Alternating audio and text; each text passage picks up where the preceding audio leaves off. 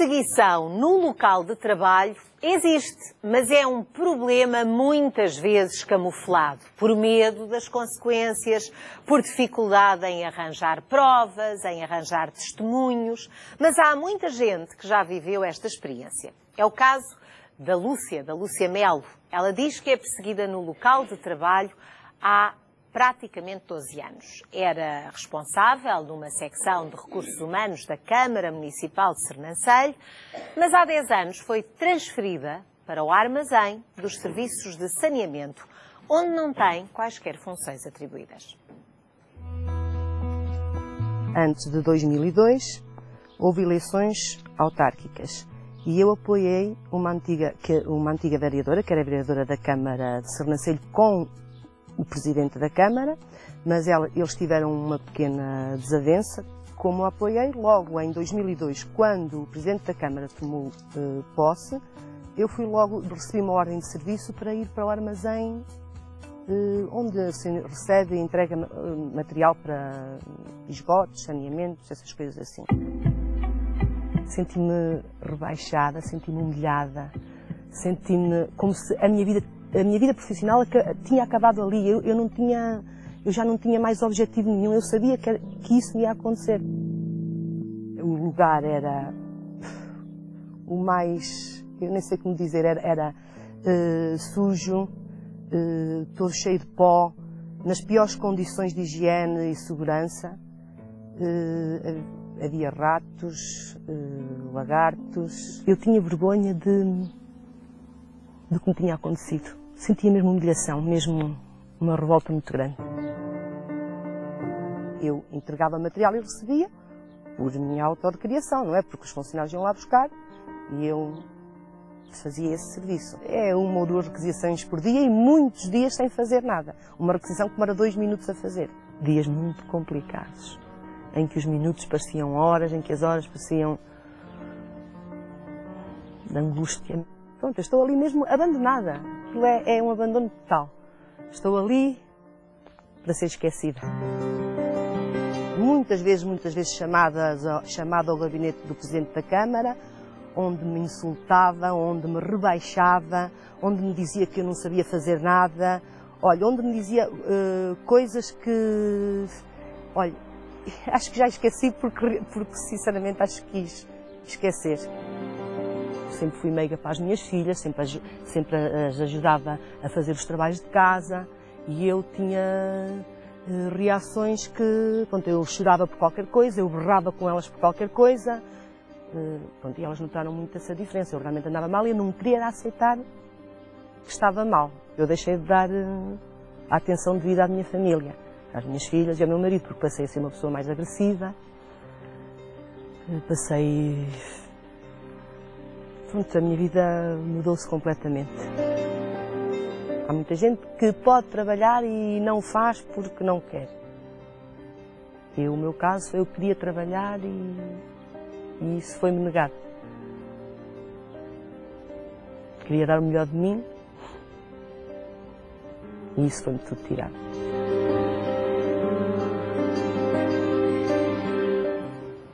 Ao meu lado tenho então a Lúcia. Boa tarde. Boa tarde. Você considera-se uma boa funcionária? Sim, considero. E acho que tenho capacidades para ser uma boa funcionária. Sempre fiz tudo para o ser. Portanto, eu acho que sim, acho que era uma boa funcionária e se me dessem a oportunidade eu continuaria a ser uma boa funcionária. Lúcia, nós ouvimos-la ali falar da forma como esta situação no seu trabalho prejudicou e afetou a sua vida familiar, e ouve-se muitas vezes as pessoas dizerem que a família está em primeiro lugar, que se tivessem que optar seria sempre a família, mas provavelmente é quem não passou por uma situação como a da Lúcia que não consegue compreender como isso afeta o dia-a-dia de uma pessoa. Sim, porque é assim, eu estava bem com a minha família quando estava bem com o meu trabalho. Assim, eu sentia-me realizada a fazer o que fazia. E muitas vezes, se calhar, sacrificava um bocadinho a minha família E até mesmo fora das horas de serviço, se houvesse que fazer, eu continuava a trabalhar.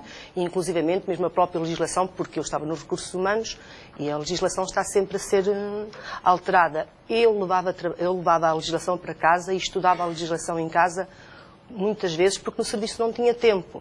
Mas, assim, eu fazia isso com gosto. E como fazia isso com gosto, eu conseguia também transmitir isso às minhas filhas e à minha família. E psicologicamente eu sentia-me melhor.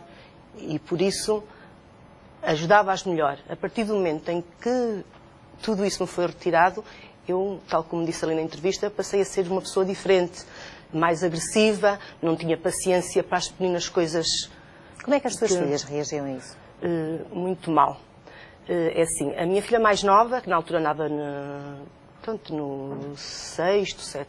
quinto, sexto ano, teve vários problemas na escola. As notas baixaram porque, sabe como é que são as crianças? As crianças são cruéis e ali aquela terra é pequena. Toda a gente se conhece e toda a gente sabia o que me tinha acontecido. E muitas vezes na escola, pronto... Faziam referência a isso? Sim, como é que eu ia te explicar? Falavam à sua filha na mãe? Sim, no que tinha acontecido à mãe, e diziam-lhe muitas vezes que é bem feita, também que não se metesse na política, bem feita que foi para o armazém. Pronto, e isso ressentia-se. Eu fui alertada pela diretora de turma, porque notou que a minha filha passou a ter um comportamento diferente, isolava-se mesmo das outras crianças, não queria falar com ninguém, e iam encontrá-la muitas vezes a chorar. Pronto, até que elas lhe perguntaram o que é que tinha, e ela desabafou com elas. E eu fui lá chamada à escola várias vezes, porque realmente a Inês, que era uma criança meiga, passou a ser completamente diferente. A sua situação no trabalho teve implicações na vida escolar da sua filha. Foi a sua filha mais velha que lhe deu um sinal de alerta? É assim, eu andava sem saber como é que eu andava. Eu não tinha noção de como que eu estava completamente alterada. Mas o que é certo é que as minhas filhas viram que eu estava alterada, e o meu marido. E sentiram. E um dia, um domingo, que a minha filha estava a estudar em Viseu, um domingo de manhã eu fui acordar a minha filha mais velha, e quando eu cheguei ao quarto, ela estava a chorar. Chorava. Assim, Natasha, o que é que tens? E ela só me disse assim: mãe, se continuas a ser e a ter os comportamentos que tens tido até agora, eu nunca mais venho a casa aos fins de semana. Tu tens que te tratar, mãe, porque tu não andas bem. Foi-se tratar. E eu fui tratar. Foi quando eu realmente interiorizei que não estava bem e procurei um psicólogo. Depois procurei um psiquiatra. O psiquiatra depois aconselhou-me ser acompanhada por uma psicóloga, neste caso uma psicóloga. E pronto, e foi a partir daí que eu também achei que devia fazer algo mais, porque realmente aquela situação era insuportável. Mas, Lúcia, era insuportável porque, em primeiro lugar, foi transferida de um sítio em que investia, conforme disse, para ir para um armazém desterrada, mais ou menos. Pois, se posso usar esta expressão, num armazém onde não tem... O que é que lhe disseram que era para fazer? Era estar lá, fazia o seu horário de trabalho. Sim. A primeira ordem de serviço, quando eu fui para o armazém, foi para fazer um inventário de todo o material que lá havia. Eu cumpri essa ordem, entreguei o relatório com o material que lá havia e, a partir daí, nunca mais recebi ordem nenhuma. Havia alguém que estivesse a fazer isso? Sim, mandaram para lá 2 funcionários, que eram canalizadores, que conheciam o material. Eles contavam... E fez isso com eles. Sim. Teve reação, foi perguntar porque é que eu tenho que fazer isto, porque é que eu não posso continuar a fazer o meu trabalho. Sim, mas o que é que fez? Qual foi das suas primeiras atitudes? Sei lá, eu fui para o armazém e é como lhe digo, eu não tive atitude nenhuma. Foi fazer o que eles me mandaram. A princípio pensava que, ao fim de contar aquele material, se calhar poderia voltar para o meu local de trabalho, mas isso não aconteceu. Mas o que a Lúcia conta é que isto tudo foi desencadeado pelo facto de a Lúcia ter apoiado um candidato diferente daquele que ganhou as eleições do Presidente da Câmara. Portanto, para si, Isto foi porque não apoiou o Presidente da Câmara, sim. Isso foi porque eu não apoiei o Presidente da Câmara e apoiei... Nunca o confrontou com isso? Não. Não. E não esperava que isso acontecesse? Não. Não, porque eu acho que estamos num país livre. Mas a Lúcia encontrou-se com o Presidente alguma vez? Sim, eu várias vezes era chamada para ir ao gabinete dele. E como é que eram essas conversas? São essas aquelas conversas... que a Lúcia diz que já se esqueceu de parte? Sim, de parte já me esqueci, mas olha, eram conversas em que eu era a única que podia testemunhar qualquer coisa e ele, do lado dele, tinha lá várias pessoas. Caso eu, se calhar, reagisse de maneira diferente, ele provavelmente, se calhar, punha-me um processo disciplinar por ter... Importava-se com o que os outros pensavam de si? Sim, importava. E importa-se ainda? Sim, acho que me importo. Principalmente daquelas pessoas por quem eu esperava alguma coisa. Que estivessem do seu lado, que estivessem do meu lado, que me apoiassem, que compreendessem e que não foi isso que aconteceu. Lúcia, o seu caso foi para tribunal. A Lúcia decidiu avançar com um processo para tribunal. Uns 2 ou 3 anos depois disto ter acontecido. Sim. E até hoje não tem uma solução definitiva, não há um desfecho. Não, saiu já uma sentença, a sentença que me deu razão a mim, que obriga a repor-me as minhas funções e ao pagamento de uma indemnização. Pronto, agora o Tribunal considerou que não havia razão para a Lúcia deixar de fazer aquilo que fazia. Sim. Não havia razão para ser transferida para o tal armazém e que deveria continuar nas suas funções. Nas minhas funções. Anteriores. Sim. Pronto, mas houve recurso, o Presidente da Câmara recorreu e agora estamos à espera do recurso. O que é que vai acontecer agora no recurso? É assim, eu não tenho medo do recurso, porque tenho a certeza que o Tribunal vai decidir da mesma maneira. Porque é assim, as minhas testemunhas foram dizer a verdade. Portanto, está de consciência estou de consciência tranquila e sei que penso que o Tribunal vai decidir. Conheceu alguma vez uma situação semelhante à sua, de alguém que se sentisse perseguido no local de trabalho? Não. Nunca? Não. Já tinha ouvido falar? Sim, já ouvi falar muitas vezes, mas nunca conheci ninguém pessoalmente. Acha que quem está de fora tem a noção do que é passar por uma situação dessas? Não, acho que não. Até porque muitas vezes, por exemplo, há pessoas que me dizem assim: deixa lá, ainda bem, olha, estás sem fazer nada. Olha, que maravilha, então, tu agora estás sem fazer nada. Só que isso não é assim. Pelo menos para mim não é assim. Para quem gosta de trabalhar... está desde 2002, desde esta situação até hoje, mantém-se a trabalhar no armazém municipal. E para a autarquia? Sim, para a autarquia. Sim. E nunca pensou sair de lá? Pensei e pedi a mobilidade para o Centro de Saúde de Sernancelho e o Centro de Saúde aceitava-me, só que o Presidente da Câmara recusou. Aliás, recusou, não sei, nunca me deu resposta. Portanto, é porque recusou. Portanto, porque ele, penso eu que o que querem é que eu esteja ali para continuarem... Para quê? Para servir de exemplo? Sim, se calhar, não sei.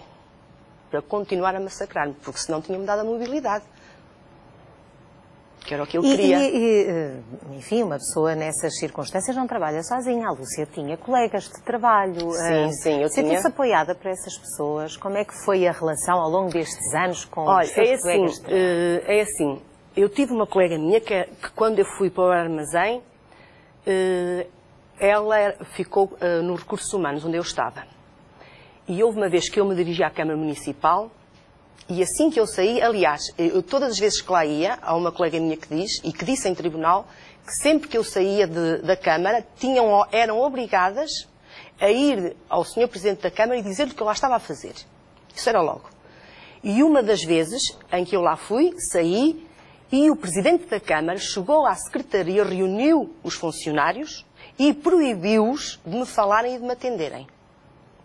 Essa colega nunca fez o que ele disse, porque, aliás, ela disse logo, eu não faço isso. Se a Lúcia cá vier, eu atendo-a como outro funcionário qualquer. A partir daí, essa minha colega está a ser vítima de processos disciplinares, Foi posta também num serviço onde não está a fazer nada, que é no Centro de Exposições da Câmara, Centro de Arte. Ou seja, mudou do local onde mudou estava do local de trabalho. Tive outra colega minha que está a trabalhar comigo no armazém, porque depois, como estava em tribunal e eles queriam fazer ver que eu estava ali no armazém a exercer as funções de chefe de secção, puseram lá uma funcionária que é assistente administrativa. Essa funcionária foi minha testemunha em tribunal. Aliás, era minha testemunha e era testemunha da Câmara. Era dos dois. Foi nomeada por mim e pela Câmara por testemunha. Só que ela foi ao tribunal e no tribunal disse: eu sei que vou sofrer represálias, mas eu venho aqui ao tribunal para dizer a verdade. E testemunhou tudo a meu favor. E essa questão das represálias, eu gostava de passar essa questão exatamente para a convidada que temos também aqui hoje, a advogada Sofia Matos. Muito boa tarde. O caso da Lúcia foi para tribunal e eu pergunto-lhe, como advogada, este tipo de processos, quando alguém se sente perseguido no local de trabalho, à partida até é natural, ou a reação das outras pessoas é achar, bom, isto se calhar não é bem assim, o sentir-se perseguido, se calhar há outras razões. É de esperar uma desconfiança das pessoas quando alguém faz um relato como este que a Lúcia está aqui a fazer. E por parte dos advogados, representar um caso destes é difícil, é fácil. Olá, boa tarde, Conceição. Este é um caso típico que a nossa lei chama de assédio moral. É um desafio aceitar um caso destes, aliás, este tema é interessantíssimo e dou os meus parabéns por isso. É um tema muito pouco atual e que os nossos legisladores deviam dar uma especial atenção para se mudarem as tendências daquilo que acontece muitas vezes nos locais de trabalho e que as pessoas nem sabem o que é o assédio moral. Efetivamente, os trabalhadores nestes casos têm um problema grave, que é o problema da prova. E o problema da prova porque a nossa legislação diz que a prova compete ao trabalhador. Temos tido já alguns casos, embora poucos, de decisões a favor dos trabalhadores em tribunal, mas como a nossa lei tem um vazio enorme acerca das características que devem compor para ser necessário que o trabalhador venha a vencer, existem já alguns acórdãos do Supremo Tribunal de Justiça e a Comissão para a Igualdade no Trabalho também já emitiu alguns pareceres.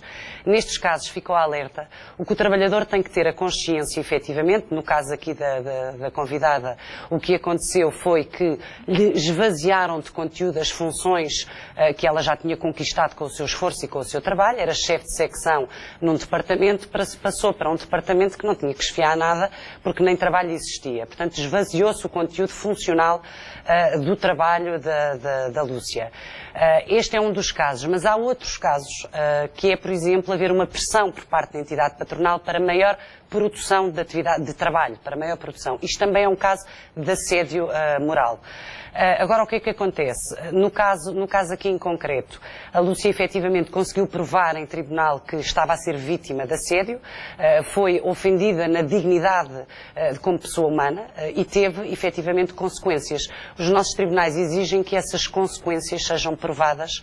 E essa é que é a dificuldade, porque nós estamos a falar aqui numa situação que tem muito de aspectos psicológicos,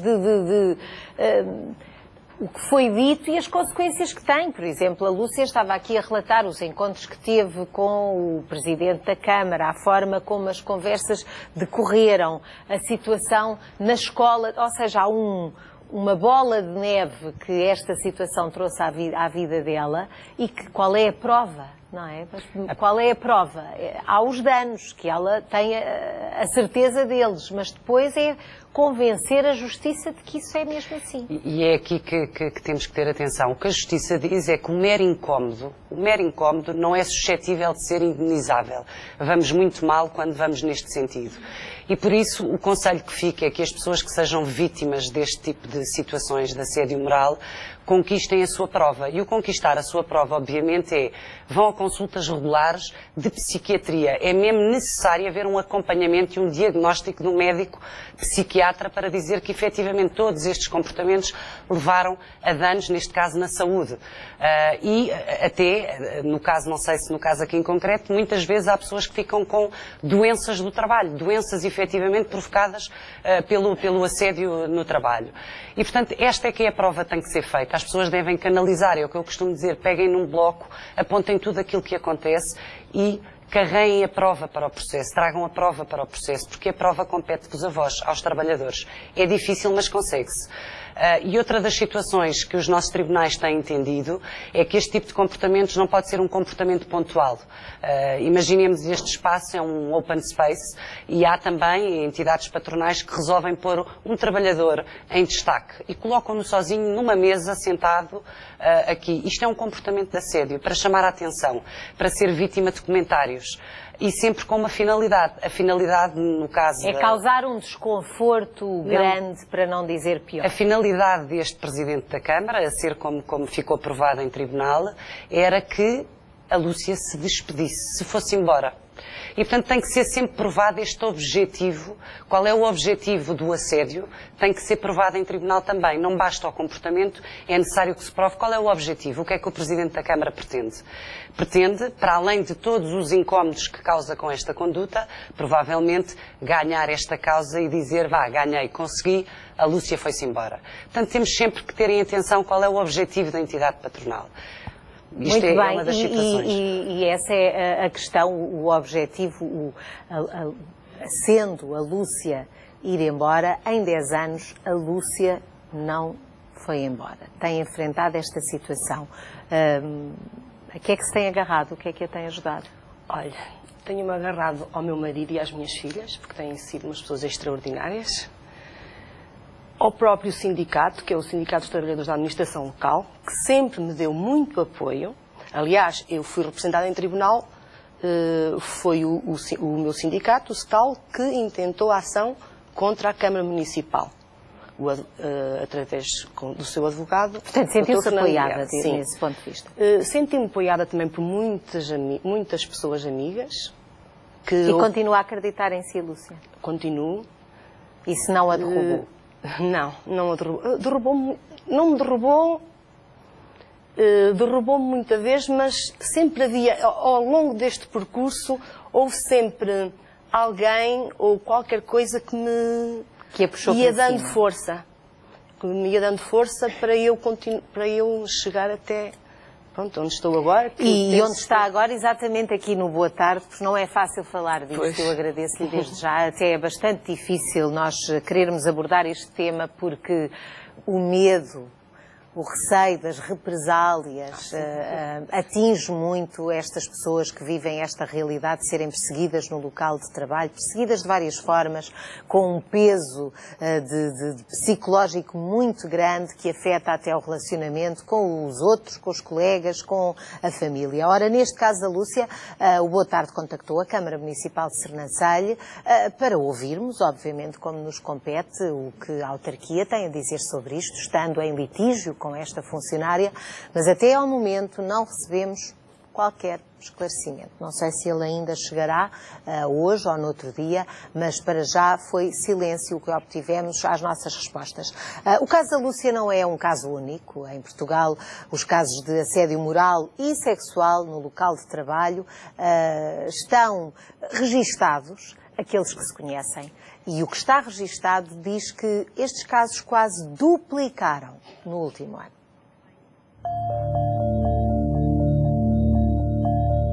As mulheres são as principais vítimas. Da Grande Lisboa e do Grande Porto chegam a maioria das queixas. De acordo com a Autoridade para as Condições do Trabalho, em apenas 3 anos foram levantados 299 autos e aplicadas coimas num valor aproximado de 913 mil euros por assédio moral. Só no ano passado contaram-se 140 crimes deste género, mais 79 do que no ano anterior. Atrás destes números estão histórias de assédios violentos, persistentes e continuados. Na sombra destes números estão os casos que ficam por contar com medo de represálias ou falta de conhecimento da legislação. Desde 2009, a Autoridade para as Condições do Trabalho realizou 1.515 visitas por denúncias de assédio moral. Ora, vamos continuar a falar desta realidade tantas vezes escondidas. Eu vou convidar a minha convidada, a Lúcia, a ficar para a segunda parte do programa, onde vamos conhecer outra situação de assédio moral no trabalho. Peço também à doutora Sofia Matos que se mantenha connosco para depois do intervalo e daqui a pouco vai poder então conhecer a história da Teresa. A Teresa passou por uma grande luta interior para sobreviver às perseguições que sofreu no trabalho. Pode aproveitar esta pausa, se quiser, para marcar o número do nosso cartão de sonho, ficar inscrito no passatempo do Boa Tarde. O número é o 760 20 60 20. Hoje pode ganhar 50 mil euros, porque estão 1.000 euros garantidos e temos ainda um prémio acumulado de 49 mil euros. Se a sorte hoje estiver mesmo consigo, são 50 mil euros. De qualquer modo, eu espero por si, já a seguir. Até já.